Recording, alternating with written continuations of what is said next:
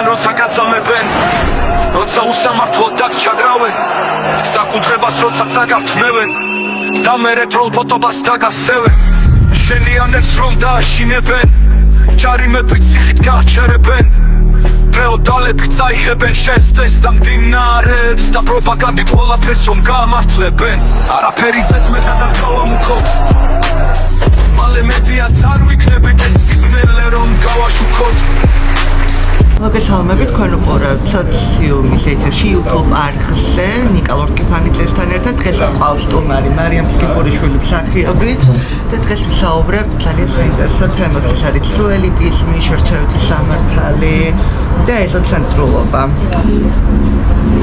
დიდი მადლობა რომ მომიწვიე შენს კარგ გადაცემაში და აბა ვნახოთ. ნახოთ, მადლობა პირიქით შეეროთ რომ დამითმე და უნდა ვისაუბროთ ყველაზე ამ ქვეყანაში ყველაზე ისეთ თემაზე, რომელიც ყველაზე აქტუალურია, ეს არის შერჩევითი სამართალი. როგორ აისახება შერჩევითი სამართალი კულტურასა და ხელოვნებაში? იცი რა არის, მოდი ცოტათი ოდნავ შორიდან დავიწყებ და შემდეგ მივუახლოვდები შენს კითხვას. ზოგადად მე ვფიქრობ, რომ ჩვენი საზოგადოება არის დაყოფილი ორ ნაწილად. ერთი ნაწილი ეს არის უკიდურესად მორალისტი საზოგადოება, რომელიც ყოველთვის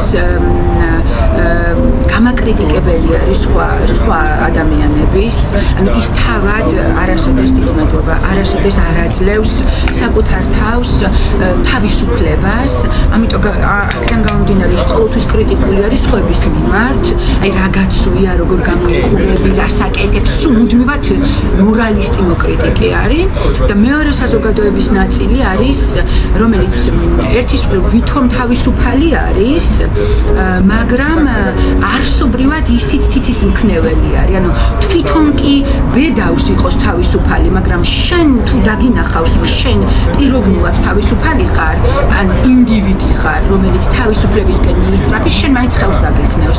შენ მაინც გეტყვის, რომ შენთვის ეგრე არ შეიძლება. ან დაემორჩილე ჩვენ წესებს და იმ შემთხვევაში შენ იქნები ჩვენთვის მისაღები. ანუ ამ ორივე საზოგადოებას თითქოს განსხვავდება ესენი ერთმანეთისგან და თითქოს არ გავს, მაგრამ გვანან იმითი, რომ ორივეს აქვს თავისი წესები და თუ კი ამ წესებს ვინმე არ დაემორჩილა, შენ ფაქტიურად მიუღებელი ხარ. მაშინ შენ გეტყვიან, რომ შენ ჩვენთვის არ ხარ საინტერესო. შენ არ გვარ რაც არ უნდა, გინდ სოკრატე იყავი და გინდ პლატონი და რა ვიცი, გინდ შექსპირი, შენ არა საინტერესო ხარ. საინტერესო ხარ მაშინ ამ საზოგადოებებისთვის, როდესაც შენ მათი წესების უპირობო შემსრულებელი ხარ. ხო, ანუ და ეს საზოგადოება ახლა იცი როგორი რაღაც არის, ორი საზოგადოებაა, მაგრამ ყველა თეატრი იქნება, ხელოვნების სხვადასხვა დარგი იქნება, სამედიცინო სფერო იქნება თუ რა ვიცი, ნებისმიერი ვიწრო თუ უფრო ფართე წიაღი, ყველას აქვს თავისი წესები და შენ როგორც ინდივიდი ყოველთვის ასე ვთქვათ, განდევნილი ხარ თუ კი აი ამ წესების უპირობოდ გამტარი არ ხარ რეალურად და არადა ეს საზოგადოებები ყოველთვის ამბობენ, რომ მათთვის ინდივიდის თავისუფლება მნიშვნელოვანია, რომ აი ადამიანთა თავისუფლება და მაშინ რა არის თავისუფლება, როდესაც შენ აი მაგალითად აქციების მიმართ მე ვარ ძალიან კეთილგანწყობილი, იმიტომ რომ მე ვთვლი, რომ ყველა ის ადამიანი, რომელიც სისტემის წინააღმდეგ ილაშქრებს, სულ მცირედითაც კი, ის პატარა გმირულ აქტებს ჩადის, ხო? აბა მიდი და ხა ესე ადვილი არის შორიდან სათქმელად, რომ აი ძალით აჭერინებენ თავს, ეს ტყუილია, მიდი აბა ვინ დააჭერინოს თავი, ხო? ანუ ეს არის პატარა გმირული აქტები, ამიტომ ადამიანები, რომლებიც იბრძვიან რაღაცა უფრო დიდი იდეისთვის, ვიდრე უბრალო გართობა და კეთილდღეობა არის, ხო? ანუ თავისუფლებისთვის მე ამ ადამიანებს დიდ პატივს ვცემ, ასეთ ადამიანებს, მაგრამ მეორეს მხრივ, აი ასეთ აქციაზე, მაგალითად, შენ როგორც ინდივიდმა, მაგალითად, თქვათ ხარ თანამოზიარე ამ ყველაფრის, მაგრამ რაღაცაში მიმდინარე პროცესებში შენ რაღაცებში განსხვავებულად ფიქრობ, განსხვავებული აზრი გაქვს, ხო? შენ დაგჭირდება ბრძოლა იმისთვის, რომ ეს აზრი გააჟღერო და შენ მე გაგლიყავენ, იმიტომ რომ გეტყვიან, რომ შენ არ ხარ ჩვენიანი, იმიტომ რომ ზუსტად ჩვენსავით არ ფიქრობ. ამიტომ აი შერჩევითი სამართალი სწორედ ეს არის, როდესაც შენ კი ამბობ, რომ ინდივიდის თავისუფლება მნიშვნელოვანია, მაგრამ თუ კი უპირობოდ გამტარი არ არის იმ აზრებისა, რასაც შენ იზიარებ, შენთვის უკვე აღარაა საინტერესო და მიუღებელი. ესეთი არის მეორე მხარეც, მეორე საზოგადოების ნაწილიც, რომელიც შედარებით მორალისტი არის, უფრო მეტად გამაკრიტიკებელი და ისიც ზუსტად ასევე ხელმძღვანელობს, რომ მოკლედ ყველა სიმცეს, ყველა სამეგობროებშიც ასეა ხოლმე რა, რომ ხეჭი, ყველა სამეგობროს თავისი წესები აქვს რაღაცა, უხილავი, ესე შეიძლება უთქმელიც, მაგრამ აი თუ ამ წესებში ვერ ერგები, ხო, შენ გიწევს იყო თეთრი ხვავი რეალურად და არა და ინდივიდი ფასობს სწორედ აი ამ ინდივიდუალიზმით, თავისუფლებით და აი ამ არჩევანის წინაშე მე მგონი ყველა ადამიანი დადგება ადრე თუ გვიან მე უკვე დავდექი რომ შენ თუ გინდა რომ სოციუმისთვის მისაღები წევრი იყო, მაშინ სოციუმის წესებს უნდა დაემორჩილო და თუ კი არ დაემორჩილები ამ წესებს და შენ ინდივიდუალურ თავისუფლებას მიყვები, მაშინ შენ სოციუმი გაგრიყავს აუცილებლად და ეს ძალიან სევდიანი რამაა, იმიტომ რომ ადამიანი არ არის მხოლოდ ასე ვთქვათ განყენებული არსება, რომ მან სოციუმის გარეშე იარსებოს, ცხადია იარსებებს, მაგრამ ადამიანი სოციალური არსება არის, ამიტომ ეს პრობლემა მგონია. შენი პირადი გამოცდილებიდან გრძნობ თუ არა, რომ ხელოვნების მიმართ არსებობს განსხვავებული მიდგომები? ხელოვანების მიმართ? განსხვავებული მიდგომები, იცი რა არის? თანვე თანხმები ამ აზრს, მაგრამ სადღაც უფრო გლობალურად მგონია, რომ არის საკითხი, რომ ზოგადად არა მარტო ხელოვნების სფეროს წარმომადგენელი ადამიანების მიმართ, არამედ ნებისმიერი ინდივიდის მიმართ, აი როგორც აღნიშნე, არის ყოველთვის ასე ვთქვათ, უარმყოფელი დამოკიდებულება ამ ორი სოციუმისგან. ამ ორ სოციუმში ცრუ ელიტებიც არიან, ცხადია მარტო ცრუ ელიტებით არ არის დაკომპლექტებული ეს ორი სოციუმი, მაგრამ აი ერთის მხრივ ვითომ ლიბერალურ ან ვითომ მორალისტ საზოგადოებაში ინდივიდი ყოველთვის დაჩაგრული არის. ანუ ინდივიდის თავისუფლება, ისინი კი ყოველთვის ამბობენ, რომ ინდივიდის თავისუფლება მნიშვნელოვანია, მაგრამ საქმეზე რომ მიდგება, აბა მიდი გაბედე, რომ შენ თავისუფალი იყო. ეგრევე თავს წაგაჭრიან. ეგრევე სიტყვას არ გათქმევინებ. არა თუ ეს, არამედ აი სიტყვებმაც კი მნიშვნელობები დაკარგეს. აი უკვე ცნებებმა დაკარგეს მნიშვნელობა. აი მაგალითად მშვიდობა სიტყვა, რომელიც არის პოზიტიური სიტყვა, უკვე გამარგინალდა. ვეღარ იტყვი, ხო? უკვე თუ ამბობ და ესე იგი კოცი ხარ. ესმის აი ოცნებაც, ხო? აი ამის თქმა მინდა. არა და ეს უკვე ხო, სულ უნდა აკონტროლო თითქოს უკვე სიტყვაშიც კი არ ხარ შენ ადამიანი თავისუფალი, რომ კაცო, იქნება მე მიყვარს ეს სიტყვა, როგორც ცნება, იმიტომ რომ კარგი სიტყვაა, ხო? მაგრამ უცებ შენ თუ კი ამას იტყვი, უცებ ამაშიც დაძაბული ხარ უკვე, რომ ვაიმე თქვი ეს და ვინმე მარი ფიქრობს, რომ ამისიანი, ვინმე მარი ფიქრობს, ამიტომ მშვიდობას თქვი ეგრე კოცი. ხო, ამიტომ სიტყვებშიც ძალიან ამ ხრივაც კი ადამიანებს სინამდვილეში სოციუმი აი ეს არაჯანსაღად მოაზროვნე, უკარგავს თავისუფლებას. კაცრავად, მაგრამ ვერ მოვიწმინდა, რომ არ მომესვა. შენ შეგიძლია მოსვა. კარგი. აი, როგორია შენ დამოკიდებულება იმ შემთხვევების მიმართ, როდესაც ხელოვანები ან საზოგადო მოღვაწეები უსამართლო სამართლებული დაპირისპირებაში ეყვავიან? იცი რა, აი როგორც აღნიშნე, ყველა ადამიანი, რომელიც დღეს იბრძვის რაღაც უფრო მაღალი ღირებულებისთვის, ვიდრე უბრალო არსებობაა, ეს ადამიანები ჩემთვის დასაფასებელი ადამიანები არიან. მაგრამ მეორეს მხრივ ვიტყვი იმასაც, რომ აი ხელოვნების წიაღში უბრალოდ მე ამ სფეროს წარმომადგენელი ვარ და აქედან გამომდინარე უფრო კარგად ვიცი შიდა სამზარეულო, რომ აი მაგალითად მსახიობები ლიტერატურისთვის ესეთი ძალიან გადასარევი პროექტი არის, მართლა ძალიან კარგი, ნინო კასტრაძე უდგას სათავეში და გადასარევი პროექტი არის, მე ვიღებდი მონაწილეობას და დღემდე გრძელდება და აი ეხლა მაგალითად არის კი გეტყვით წელს აქვრი ახალი ფორმატი ძალიან კარგი, ადეკვატური, რომ ასე ვთქვათ, პატიმრები ლიტერატურისთვის და პატიმრების წერილები უნდა, ასე ვთქვათ, პატიმრების წერილების წამკითხავი უნდა იყოს, ესე ხმის გამტარი უნდა იყოს მსახიობი. მაგრამ ნახე როგორი რაღაცა არის და მე ამ ჯგუფში ვარ გაწევრიანებული რეალურად, მაგრამ იქიდან გამომდინარე, რომ მე მაგალითად რაღაცეების მიმართ განსხვავებული აზრი გამომითქვამს, კრიტიკული ყოფილი ვარ რაღაცეების მიმართ, მე ძილობიანი უარი მითხრეს ამ პროექტში მონაწილეობაზე. ეხლა, ანუ ესე ცხადად და პირდაპირ კი არა. უბრალოდ თქვი რომ კი ბატონო, თუ კი არის ესეთი შესაძლებლობა, სიხარულით მივიღებ მონაწილეობას. კი. და უცებ პასუხი მომივიდა ესეთი, თქვენი დასწრება უკვე საკმარისია დაახლოებით ესეთი. ანუ ფაქტიურად ნახე რისი თქმა მინდა და ამ დროს შეიძლება პირობითად ვთქვათ, ვინმე ანკა ან ვიღაცა, სიტყვაზე ვარ, ხა ისე ვთქვი პირობითად სახელი, ხო? უბრალოდ საერთოდ არანაირი პიროვნული თავისუფლება არ ქონდეს, არც კრიტიკული აზროვნების უნარი, უბრალოდ კარგი თუთიყუში იყოს, კარგი მათი იდეების გამტარი და მას მისცენ ასპარეზი. აქედან გამომდინარე, ნახე რა არის ცუდი.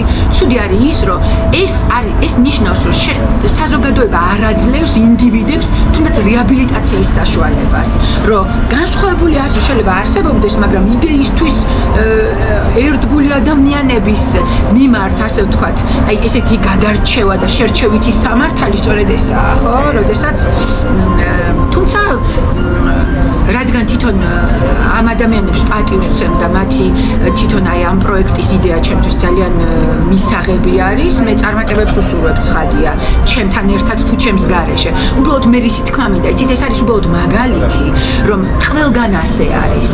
შენ უნდა იყო უპირობო ასე ვთქვათ, მათი სიტყვის გამტარი, რომ შენ სადმე გასაქანი გქონდეს. თუ კი ბედავ შენ იყო თავისუფალი, ანუ გააჟღერო ის, რასაც მართალი, რასაც გული გეუბნება, შენ არასაინტერესო ხარ მათთვის. აი ესა, რაც არ უნდა მთები გადაატრიალო და სასწაულები მოახდინო. ეხლა თუ ელიტას უნდა შევექოთ და შენ სფეროს ეხება ეს კითხვა. მსახიობობის სფეროში თუ იგრძნობა ცრუ ელიტიზმის გავლენა? ცხადია იგრძნობა. ბუბუნებს ცრუ ელიტიზმი. არა მარტო სამსახიობო სფეროში და ხელოვნების სფეროში, არამედ ყველგან ზოგადად. და ეს მე მინდა ვთქვა, რას ნიშნავს ეს ცრუ ელიტიზმი, იმიტომ რომ ეს ძალიან მნიშვნელოვანი რაღაცა არის, რომ ცრუ ელიტიზმი არის ის, როდესაც ვიღაცებს გონიათ, რომ რაღაცებს წარმოადგენენ, ანუ გონიათ, გესმის, ეს ძალიან მნიშვნელოვანია, რომ აი გონიათ, რომ აი რაღაცას წარმოადგენს, არის დიდებული ვიღაცა. და სინამდვილეში არც ასეა საქმე და სხვას ყველაფერს აკეთებს, რომ სხვა არ რეალისტეს, ანუ სხვის ხარჯზე რეალისტება თვითონ.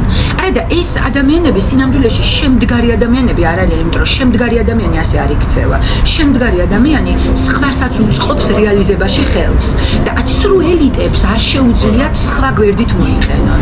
ანუ შენც მოდი ჩემთან ერთად განვითარდი და მოდი ერთად გავაკეთოთ რაღაცა, მოდი ერთად ვითამაშოთ. ანუ ამისი უნარი არა ამ ცრუ ელიტებში. ისინი სხვაზე გადაბიჯებით, სხვისი დაჩაგვრის ხარჯზე, სხვისი ჩაჩოჩების გაწევის და გარიცხვის ხარჯზე იმკვიდრებენ სახელს. ნამდვილი ელიტარული ადამიანებიც არსებობენ, ცხადია, ცოტანი, მაგრამ ისინი არ არიან უარმყოფელების სხვების. ანუ ისინი თავადაც შემდგარები არიან და სხვასაც უწყობენ რეალიზებაში ხელს, არ უშლიან. და ჩვენთან იცი როგორ არის? ცალკეც რო შენ რეალისტე, აი მაგალითად მე წიგნი დავწერე, სრულიად დამოუკიდებლად, არავისთვის არაფერი არ მithოვია. მართლა, აი მხოლოდ ერთი გამომცემლობა, რომელთანაც გავაგზავნე და მან კეთილი ნებით დამიბეჭდა წიგნი. აი ესეც კი ეს ჩემი ინდივიდუალური რეალიზების, ჩემი თავის რეალიზების შესაძლებლობაც, ასე ვთქვათ, აი როგორი რაღაცა ამ ხრივაც კი ცდილობენ, რომ გაგიუქმონ ესეც, იმიტომ რომ დღევანდელი ჩვენი საზოგადოება ეს არის ძალიან სამწუხარო რაღაცა. არ არის ერთმანეთის გაძლიერებისკენ მიდრეკილი. პირიქით, ერთმანეთის დასუსტებისკენ არის მიდრეკილი. იმიტომ რომ რაც უფრო სუსტი ხარ, მით უფრო ადვილად სამართავი ხარ. და აქედან გამომდინარე გამოყენებადი. კი, ადვილად იქნები რუპორი, გეტყვის, რომ მიდი ხა აქ იყვირე, ან მიდი ხლა ეს ქენი, ეს თქვი, ის თქვი და ადვილად სამართავი ხარ. ამიტომ არავის არ უნდა როგორც კი შენ ოდნავ გაძლიერდები, შენი უნდა იცოდე, რომ საზოგადოება როგორც ერთი მხარე, ასევე მეორე მხარე თავს წაგაცლის და ანუ დაგასუსტებს. აი ესაა ყველა ჩემი აზრით საქართველოს საქართველოში ყველაზე დიდი პრობლემა ეს არის, რომ ჩვენი საზოგადოება არ არის ორიენტირებული ერთმანეთის გაძლიერებისკენ. არამედ ყველაფერს აკეთებს, რომ დაასუსტოს ერთმანეთი. აი, როგორ ფიქრობ, რას ნიშნავს ნამდვილი ელიტა და რა უნდა იყოს მისი მთავარი მახასიათებელი? აი, ზუსტად ეს თქვი, რომ ნამდვილი ელიტარულობა, ან შეიძლება, როგორ გითხრათ, ინტელიგენცია რაც შეიძლება რომ იყოს და ცხადია ესეთი არსებობს, ეს არის და შეიძლება იწოდოს ისეთ ადამიანებს, რომლებიც სხვებს ეხმარებიან რეალიზებას. ანუ მარტო საკუთარი თავი კი არა, მარტო თავიანთი კეთილდღეობა და კარგად ცხოვრება და წარმატება და რეალიზებულობა კი არა. სხვაც მნიშვნელოვანია. ანუ სხვასაც ხელს უწყობს ამაში.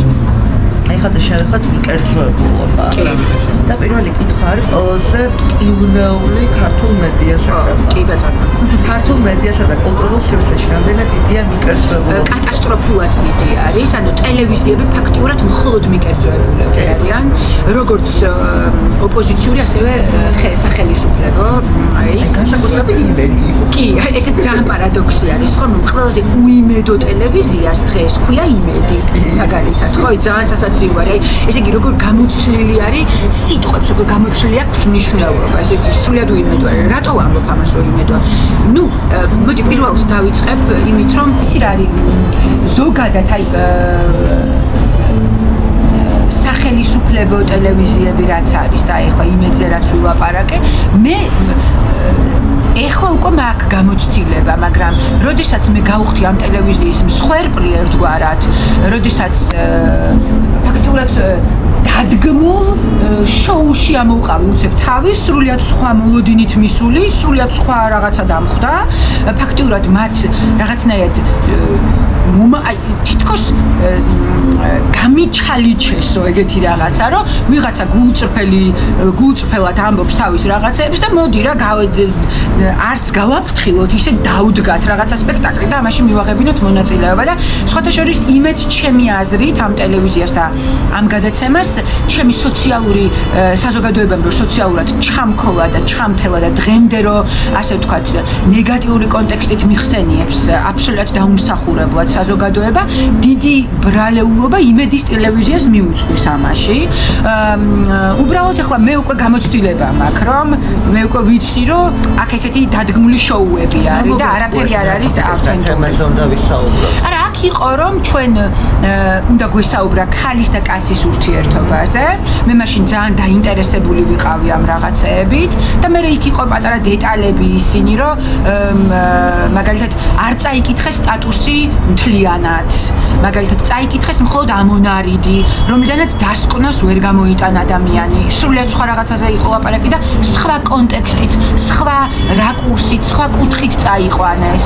აბსოლუტურად ვიღაცა ხალხი დამისვეს, რომლებიც ასე ვთქვათ, ვითომ მორალისტი ხალხი, რომლებიც ჩემზე ბევრად უფრო ამორალურები არიან სინამდვილეში და ეხლა რომ მოუყვე მათი პირადი ცხოვრების ისტორიები და მათი ისინი მე მაქამდე სად მივალ, ეს ხალხი დამიჯდა და რაღაცა თითი მიქნია და ანუ რაღაცა დადგმულ მარაზმში ამოვყავი თავი, მაგრამ ხო იცით, აი ეს არის ასე ვთქვათ, გამოცდილება ბევრის მომტანი არის რა. საბოლოო ჯამში მე პოზიტიურად უყურებ ამ მოვლენას, სამაგროდ ვიცი ახლა რა არის რა განსხვავებაა კარგ ტელევიზიასა და ცუდ ტელევიზიას შორის? რა განსხვავებაა კარგ გადაცემასა და ფეიქ მდარე გადაცემას შორის?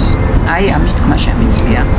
სახელმწიფო მედია ეს ფაქტიურად არის ისეთი მკვდარი სფერო, სადაც მხოლოდ აი დადგმული სპექტაკლები არის. მეტი არაფერი არა რეალურად, იმიტომ რომ რატომღაც ფიქრობენ, რომ ეს დადგმული რაღაცა ფეიქ რაღაცეები, რომ ვითომ განსხვავებული აზრები და ვითომ რაღაცეები არის ყურებადი და რეიტინგული. სინამდვილეში საკუთარი თავის უბედურები არიან, იმიტომ რომ ვერ ხვდებიან რამდენად მნიშვნელოვანი არის მართლა განსხვავებული აზრი ისმის. ანუ ეს კი არ დადგა და ხელოვნურად კი არ შექმნა, ავთენტური იყოს ეს. ამას ყველა ელიტება. ნამდვილი სიხარა განსხვავებული აზრი პირველ არხში. აი ზუსტად ეს იყო მცირედი დრო, როდესაც პირველ არხზე იყო შესაძლებლობა მართლა განსხვავებული ყოფილიყო და მაშინ აეწია რეიტინგი პირველ არხზე რეალურად. პირველად ისტორიაში. რატომ? იმიტომ რომ მართლა რაღაცა მართალი ისმოდა, მართლა განსხვავებული ისმოდა და არა დადგმული ფეიქ სპექტაკლები.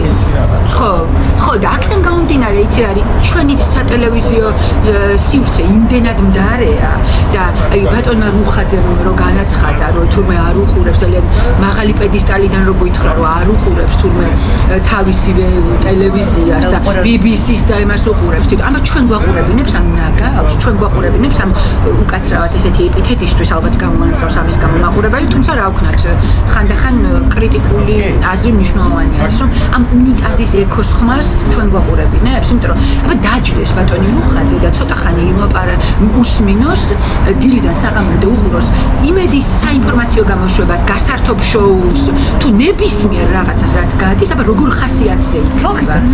არა, ეს არის მიზანმიმართული გამოვაყება საზოგადოების. ტელევიზიას დიდი ძალა აქვს და მას შეუძლია ადამიანები კონსტრუქციული და დადებითი და კეთილი და მორალური რაღაცები ამოუწიოს გემოვნების თვალსაზრისით თუნდაც და შეიძლება პირიქით დეგრადირება მოახდინოს ტელევიზიამ. იმდენად დღეს ძალიან უგემოვნო არის გასართობი შოუები. აი წარმოუდგენლად დაბალი იუმორი არის. მე მესმის რომ ახლა ძალიან კრიტიკულ რაღაცებს ვამბობ, მაგრამ კი ბატონო, თუმცა ყველგან მე ვერ ვიტყოდი რომ მე ასევე არ მინდა რომ ცალმხრივი ვიყო და მინდა რომ ოპოზიციურ არხებზეც ვთქვა. ოპოზიციურ არხებსაც არ აქვთ კარგად და საამაყოდ საქმე იქიდან გამომდინარე რომ აქაც თუ კი გადახედავთ, აი სტუმრების ხედან და მუდმივად ეთანხმებიან ერთმანეთს. კი ბატონო, აბა ასია და მართალია და აბა ანუ იცით რა არის? ესეც პრობლემა არის, ხომ? როდესაც მათაც ეშინიათ თავისუფალი ადამიანების სიტყვა გააჟღერონ. გესმით, ეხლა ვიღაც იფიქრებს, რომ მე მინდა რომ იმიწვიონ სადღაც. ეგრე არაა. უბრალოდ იმის თქვა მინდა, რომ თავისუფალი სიტყვის განსხვავებული აზრის თქმის საშუალებას არც ერთი მხარე არ იძლევა. იმიტომ რომ საბოლოო ჯამში ინდივიდის თავისუფლება არ ვიცი რეალურად მართლა ვინმეს აღელვებს თუ არა ამ ქვეყანაში. იმიტომ რომ შენ როგორც კი რაღაცას ბედავ, როგორც ინდივიდი, ორივე მხარე და საერთოდ აი დღევანდელი ჩვენი სოციუმი არ გაცლის სიცოცხლეს. ეს ოპოზიციურ არხი არასდროს არის განსხვავებული აზრის მქონე ადამიანები. ყოველთვის ერთ მხარეს უცხარი იმათი და ეგრე არის სამთავრობო მედიაზეც.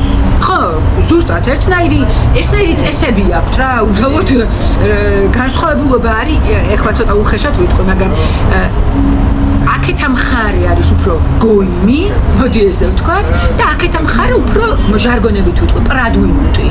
ოღონდ ეს გარეგნული ფასადებია, იმიტომ რომ რეალური თავისუფლება თავისუფალ ხალხში არის. და თავისუფალი ამიტომ ძალიან მნიშვნელოვანი არის პირველ არხზე, როდესაც სტარდება ხოლმე აქციები, იქ ძალიან მართალი სიტყვები ისმის, რომ მაგალითად ეთერი ხალხს, ანუ ეს ძალიან მნიშვნელოვანია, ეთერი ხალხს, იმიტომ რომ ხალხში არის მართალი, ავთენტური სიტყვის თქმის ძალა. ტელევიზია და ის რამდენი აქვს ბიუჯეტი, 80 მილიონი აქვს ბიუჯეტი. და წესიერი გადაცემები არ არსებობს, სერიალები, საინფორმაციო. ნუ აი ძალიან ცუდი სიტუაცია არის. ჩემი აზრით ეს სწორედ იცი რისი ბრალი არის? სწორედ იმის ბრალი არის, რომ ჩვენ ყველაფერი მოგწონს. აი როგორ გითხრათ, ხანდახან განცდა მაქვს ხოლმე, რომ ეს სამყარო არის რაღაც სპექტაკლი. აი არაფერი ავთენტური არაა. ადამიანებს ეშინიათ ნამდვილი რაღაცეების და ამიტომ ყველაფრის ფეიქ ვარიანტებს დგამენ და აი ეს მე მგონი ძალიან არასაინტერესო არის, ხო? ანუ ეგეთი ცხოვრება ძალიან არასაინტერესო არის, ყველაფერი დადგმული არის. იაფარვალა არის. ხო, აი მეც კი. იცი რა არის? მე ვაფასებ ასეთ ნაბიჯებს, იმიტომ რომ როდესაც მან საზოგადოებრივ მაუწყებლის წინ, ასე ვთქვათ, ეს ლენტი გაჭრა და შემდეგ იქ კი არ გამოეჭიმა სალაპარაკოთ, არამედ სხვას დაუთმო ასპარეზი, ეს ძალიან ფასეული რამაა დღევანდელ საქართველოში, სადაც ყველა ცდილობს, რომ თვითონ გაჭრას ლენტი და მერე თვითონ წამოჯდეს და თვითონ ილაპარაკოს. სხვათა შორის ლაშა ბუღაძესაც ვფასებ ამ ნაბიჯს, იმიტომ რომ მან გაჭრა ლენტი და არ გამოეჭიმა მერე სასაუბროდ. თუმცა მას ეთერებიც არ აკლია, ესეც არის მეორე მხარე. ხა იქნება ახალი მასში YouTube. ხო, ესეც საინტერესო არის. ველოდები დიდი სიამოვნებაა. საერთოდ იცი რა არის, მე მგონი ტელევიზიებმა უკვე დიდი ხანია თავისი დრო მოჭამეს და უკვე აღარ არიან საინტერესო, უკვე ისეთ ეპოქაში ვცხოვრობთ ჩვენ, რომ სადაც YouTube არსებობს, ბევრად აქტუალური და მნიშვნელოვანი იქნება ასეთი არხები, მაგალითად როგორც შენი გადაცემა იქნება და კიდევ ალბათ სხვა ბევრი და ტელევიზია თავისთავად დაკარგავს იმ ფუნქციას, რაც უკვე დაკარგა უკვე ფუნქცია. კი ბატონო. თუ აღარ არის ტელევიზიაში, ბატონო YouTube-ში გადმობარდა. ხო, მოკლედ ესე. მაგრამ ზოგადად იცი რა არის, აი მე გული მწყდება ერთ რაღაცაზე, რომ დღევანდელ სოციუმში აი ერთი ადამიანი არ არსებობს, ვისაც მე ვენდობი მაგალითად. აი ჩემ ცხოვრებაში ერთი ადამიანი არ არსებობს, ვისაც ვენდობი. იმიტომ რომ აი დღეს ძალიან ადვილად გამწირავი საზოგადოება გვყავს ჩვენ. ადვილად გამწირავი, ცილის მწამებელი, ადვილად დაგაბრალებს რაღაცას, არ გენდობა, სიტყვას არ ენდობა შენსას, ასე ვთქვათ, დამბრალებელი, ძალიან სასტიკი სოციუმი არის. ეს არ ვიცი, რისი ბრალი არის, აი რამ გამოიწვია საზოგადოების ასეთი სისასტიკე, მე არ ვიცი, მაგრამ დღეს მე, აი როგორ გითხრათ, როგორც თეთრი ყვავი ასე გრძნობ თავს სამყაროში.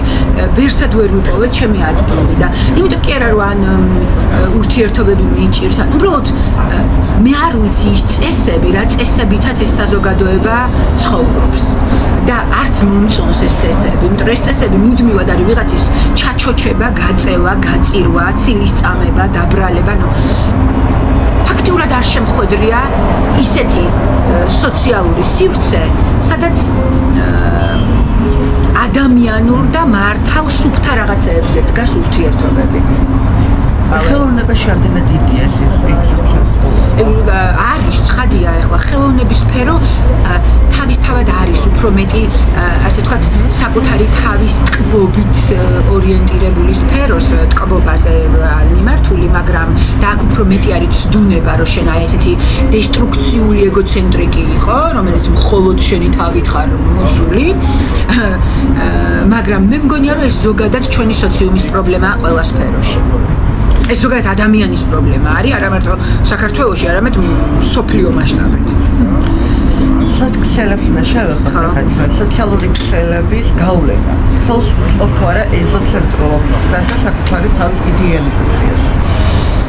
ერთის მხრივ ნეგატიური კონტექსტიც აქვს ამას და დადებითიც. იმ გაგებით, რომ სოციმედია, ჩემი აზრით დღეს არის ძალიან კარგი იმ გაგებით, რომ შენ შეგიძლია შენი თავის ან შენი საქმის უფრო ადვილი რეალიზება მოახდინო. ხო, მაგალითად მე სამკაულების კეთება დავიწყე და ახლა ადრე სხვა ეპოქაში რო ვცხოვრობდი და სხვა საუკუნეში მომიწევდა გარეთ გასვლა და ყვირილი რო იყიდეთ, ხალხნო აგერ ვაკეთებ და სოციალურმა მედიამ ხელი შემიწყო, რომ ეს ყველაფერი ასე ვთქვათ უფრო კულტურულად და უფრო ისარაფერი არ არის. ხო, მაგრამ მეორეს, ამიტომ ერთის მხრივ აი ეს შენი თავის ასე ვთქვათ წარმოჩენის თვალსაზრისით, ან შენი საქმის წარმოჩენის თვალსაზრისით ძალიან კარგია.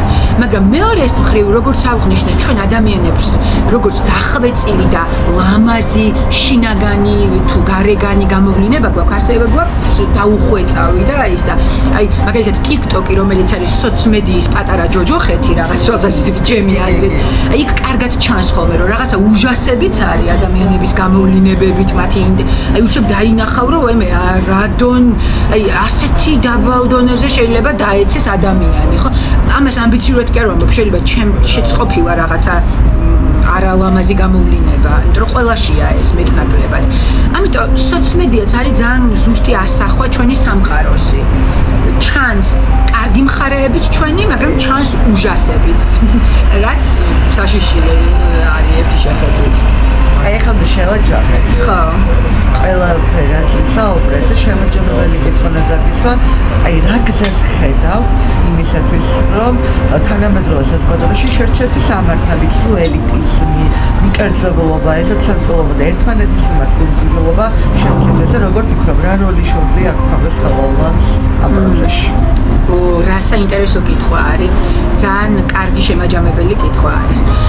ჩემი აზრით, გამოსავალი არის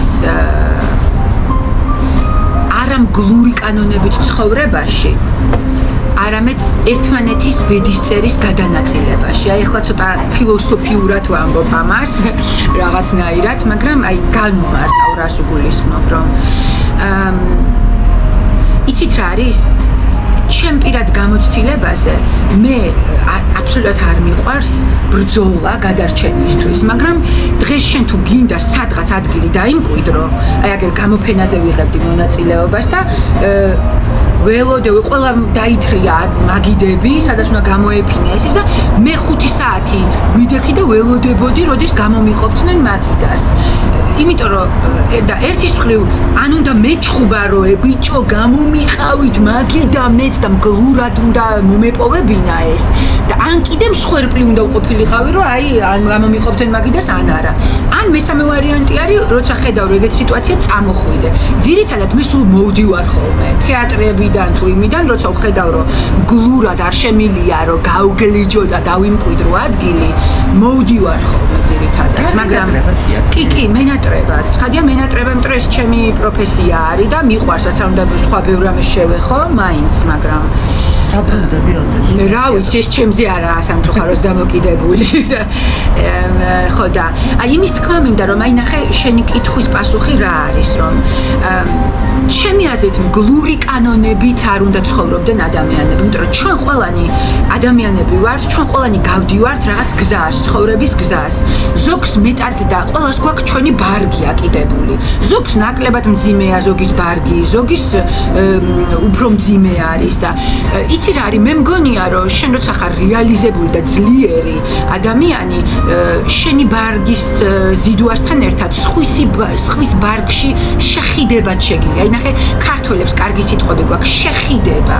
აი მე მგონია რომ ჩვენ როცა ვხედავთ რომ ადამიანები ჩვენს გარშემო ცხოვრებას ვეღარ აგრძელებენ, ჩვენ კი არ ჩავწიხოთ ისინი და კიდე კი არ განვდევნოთ. აი იცი როგორ არის, თითქოს თუ სუსტი ხარ, ბოლომდე გწირავენ, მაინც მომაკრავია ის და ვარემ ჩაძახდეს ერთი ამის დედაზე. აი ეგეთი დამოკიდებულება არის და ჩემი აზრით სწორედ ის გადაგვარჩენს და ის გადაარჩენს სოციალურად საზოგადოებას, თუ კი ჩვენ ერთმანეთის ბედის წერას შევეხიდებით. ანუ ვგულისხმობ ამას, რას ვგულისხმობ ამაში, რომ როცა ხედავ რომ ვიღაც თავის ბარგს ვეღარ ზიდავს, შენ მორალის კითხვა კი არ დაუწყო, ან პოზიტიური ფსიქოლოგია კი არა, რომ კარგად იფიქრე და შენი ბრალია რომ ცუდად ხარ და ის და ეს და არამედ ხელი მოკიდო და უთხრა რომ მოდი მოგეხმარები და ცოტა ხანი აი შენ ბარგს გადავინაწილებ, ანუ შენი ცხოვრების ბედის წერას გადავინაწილებ და დროებით სანამდე ძალა გვეყოფა ერთად გავიაროთ და სინამდვილეში აი ერთსაც ვიტყვი რომ არავის არ სურს სხვაზე ჩამოკიდებული ცხოვრება. ადამიანები შინაგანად ძალიან თავისუფლები და დამოუკიდებლები არიან, არავის არ სურს ვიღაცაზე ჩამოკიდებულმა იცხოვროს მუდმივად. მაგრამ ჩვენ თუ ცხოვრებაში ჩვენი ბედის წერული გზის გამო ვიღაცას ვისაც მძიმე ბარგი აქვს შედარებით, ხო? და ეს არ ვიცი რაზეა დამოკიდებული ვის მსუბუქია. თუ კი რაღაც დროს ვეცემით, ხო?